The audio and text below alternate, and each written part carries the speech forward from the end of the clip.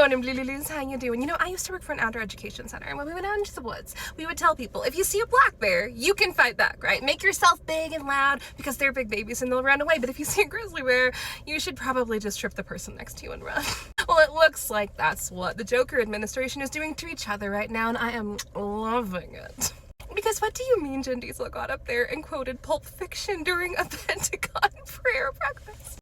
I mean, one of two things happened, right? He either knew that that was from Pulp Fiction and he thought that everybody else was too stupid to realize it, or a staffer went behind his back and was like, you know what?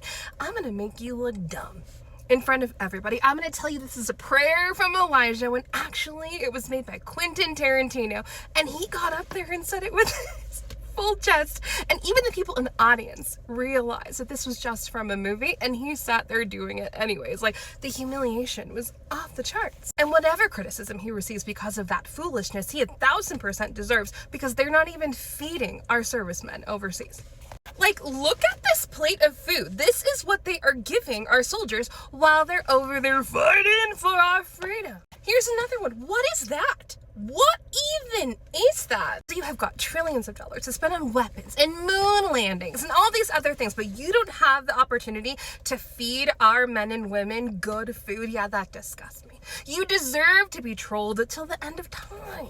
TMZ is doing some really heavy lifting in the trolling department. They followed RFK yesterday and they were like, hey, excuse me, sir, excuse me. Can you tell us about the raccoon peens?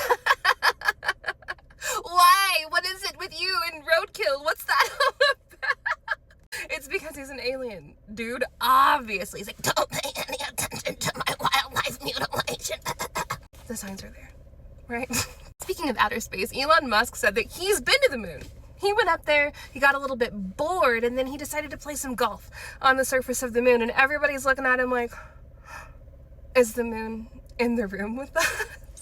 Sam Altman's also been talking about aliens. He said that that's what AI actually is. Now, all these massive data centers are opening up portals to summon in interdimensional beings, and that's who your chatbots are.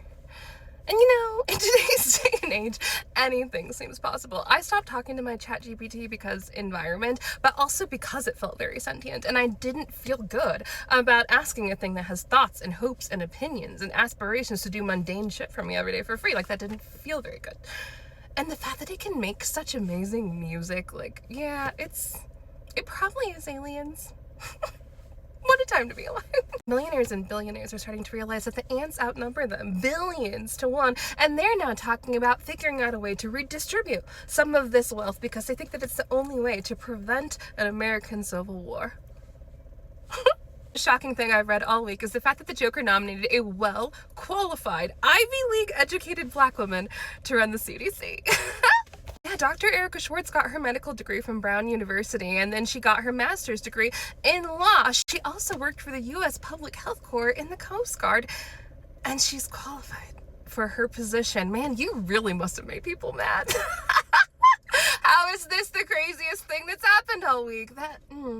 What a time to be alive. Now, she is a 7%er. She definitely is part of the Republican Party, and she was part of his last administration, but you know, she at least knows what she's doing. Next time you think that someone's a DEI hire, just recognize that the only person that's qualified for their job in his entire administration is a black woman, because we have to work 15 times harder than anybody else does just to get the exact same thing. Yep, I think that about coffee. So I hope you drink some coffee, a beauty, yummy snack, and as always, keep your eyes up, your feet on the ground. I'll see you next time. Ta-ta!